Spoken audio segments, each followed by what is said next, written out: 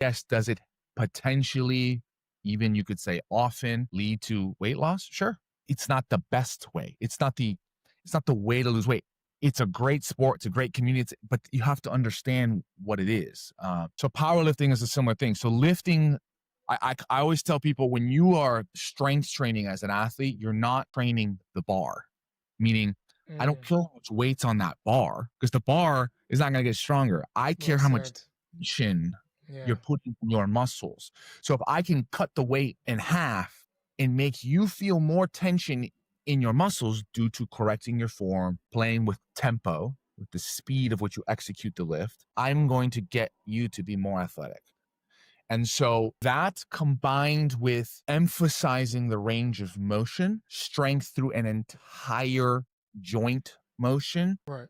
that's what makes one athletic. The last point would be the speed of contraction. So there's two parts to this. So it's strength through the entire range of motion, not just halfway down, but all the way down and up on whatever joint that may be. And then how much power can you generate, which is speed times that strength. Yes. Yes. Okay.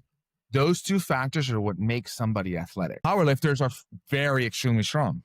Yes. Most, I'm not going to, maybe ones out there, they can't run. They can't, most of them probably can't dunk. You see what I'm saying? Because put them in a basketball game. They're going to be the least athletic guy out there. Right. Exactly. Why? Yeah.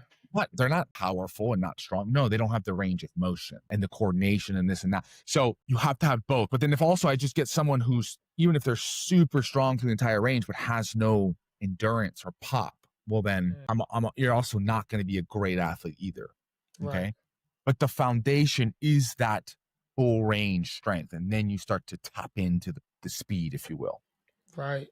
And I feel like now it's funny. I was having this conversation with a nutritionist. Like there's I think she even said a crazy stat. Shout out to Amy Goodson. She was saying like out of all of the information that is given on nutrition, only 10% is factual. And I say that because I love the fact that there's so many outlets, so many ways to access information about weightlifting, S&C, dieting, but being able to filter out what is actually factual and what you can actually apply and that would actually help and benefit you is like a needle in a haystack. So when it comes to building muscle and training approach, coach, like what's your philosophy when it comes to building muscle for athletes and how is it different from bodybuilding or general fitness? That is an amazing question. I'm going to start with the way that I did it was Okay. I found something that worked and went from there. And I reduced the noise. You have, Mm, I agree. Like, so that's a great question because it's multifaceted. It's like there could be a lot of trainers that know, I'm sure other people know. Obviously I'll toot my own horn. I think I've got a little bit of an edge on a lot of people because of the experience and doing it on my own body. But there's lots of good trainers out there.